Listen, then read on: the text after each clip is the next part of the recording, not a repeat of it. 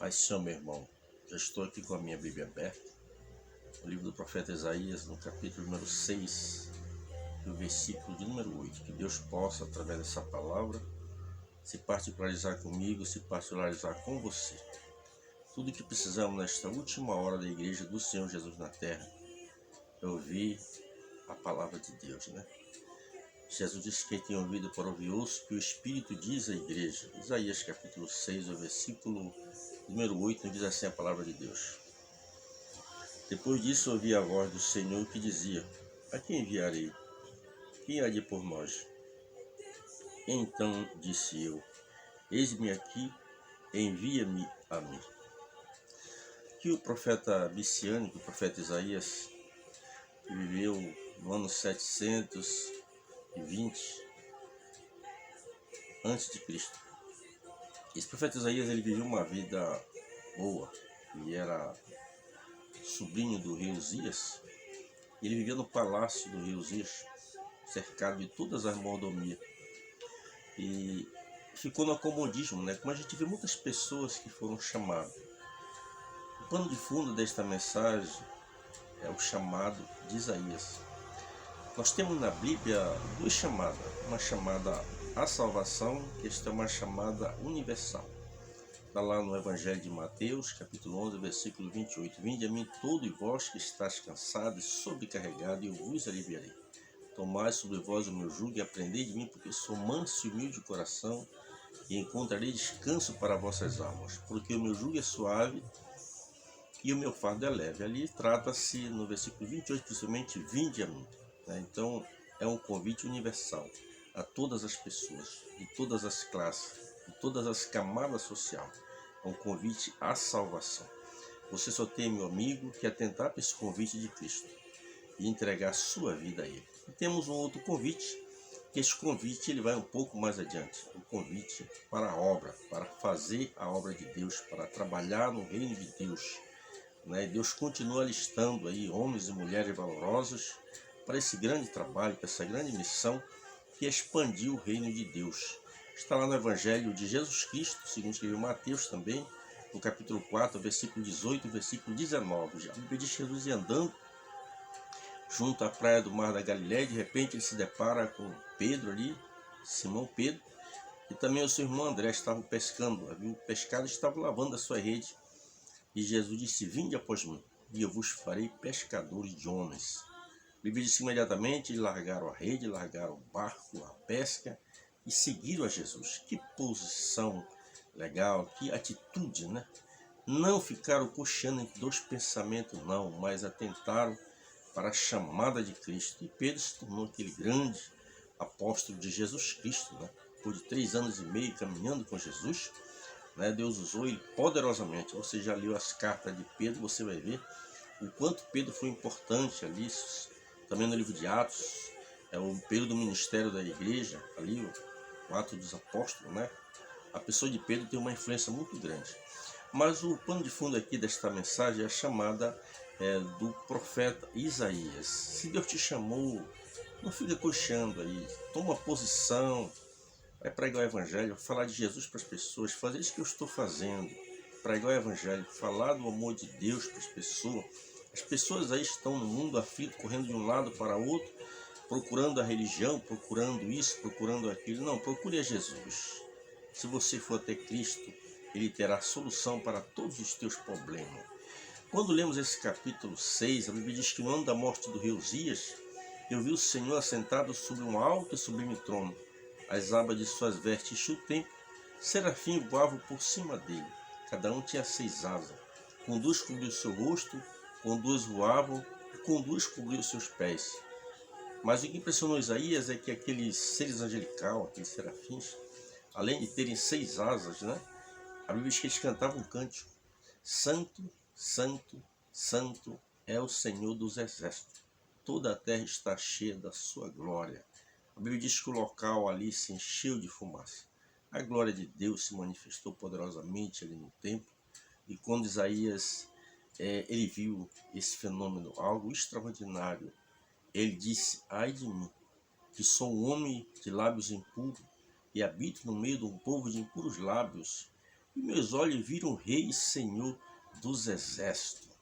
A Bíblia diz que quando ele sentiu esta situação, a vida de miséria em que ele se encontrava, a Bíblia diz que um dos serafins voou com uma brasa que ele havia pegado no tenaz e colocou na boca de Isaías, e disse: eis que agora o teu pecado foi purificado e a tua iniquidade ela foi perdoada.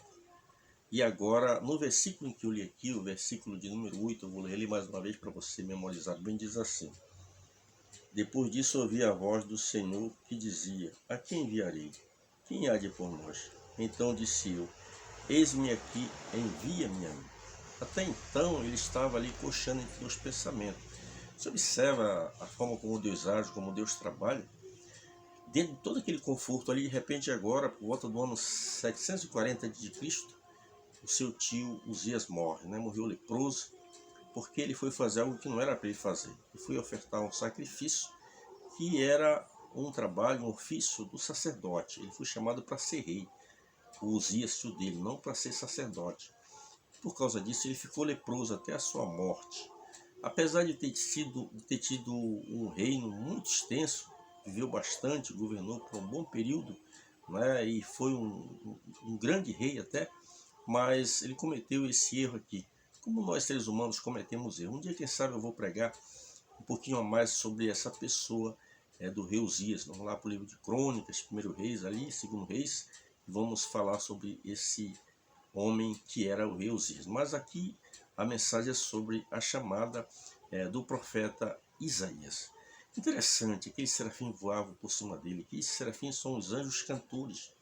Eles estão 24 horas, porque nós seres humanos aqui nós temos essa linguagem de 24 horas. Na eternidade não tem hora, não existe isso aí. Né? Não existe noite, não existe dia.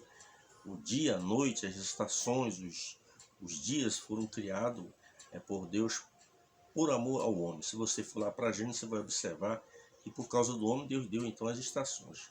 Do lado, não funciona assim. Mas eles cantavam de noite: Santo, Santo, Santo é o Senhor dos Exércitos. Toda a terra está cheia da sua glória. Interessante o cântico desses serafins. É quando Isaías ele ouviu este louvor, esse cântico angelical, esse cântico que ele nunca imaginou talvez que houvesse. Ele reconheceu a sua miséria, reconheceu como pecador ele era. Porque aqui está falando sobre a santidade de Deus. O que é a santidade de Deus? É moralmente perfeito. É santo, Deus é puro. É por isso que você, meu amigo, que entregou a sua vida a Cristo, você tem que abandonar as práticas do mundo.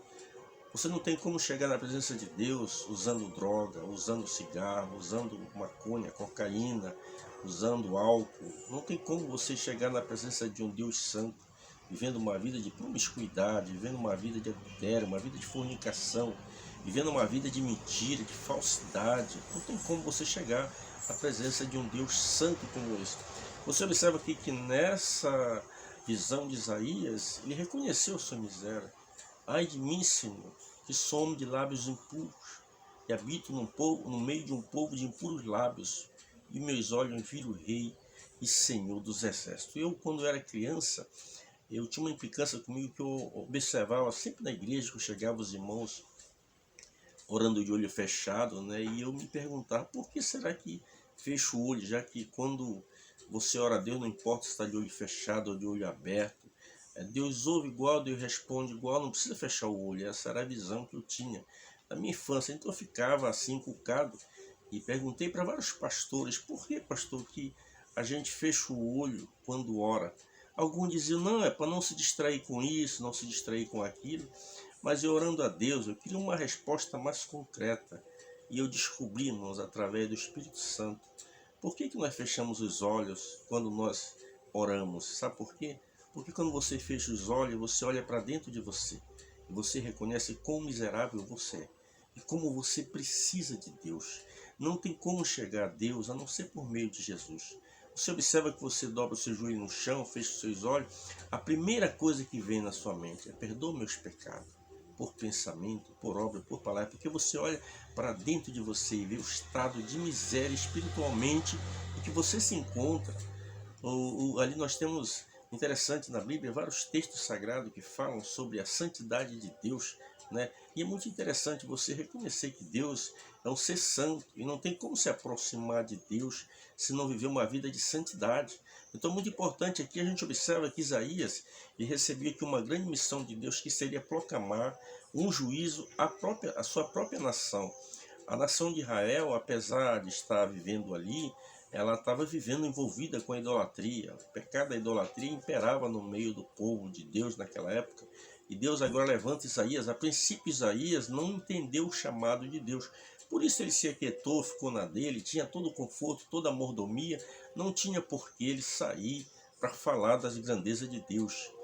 Deus permitiu que viesse a morte e tirasse a vida do seu tio para que ele saísse daquele acomodismo, para que ele pudesse entender os propósitos de Deus em relação à evangelização.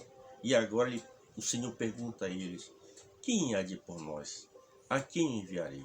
Isaías agora, depois de ter passado todo esse processo de purificação, né, quando aquele anjo veio com aquela brasa tirada com um tenaz e colocou na sua boca, e o seu pecado foi purificado, a sua iniquidade, ou seja, os seus pecados eles foram perdoados.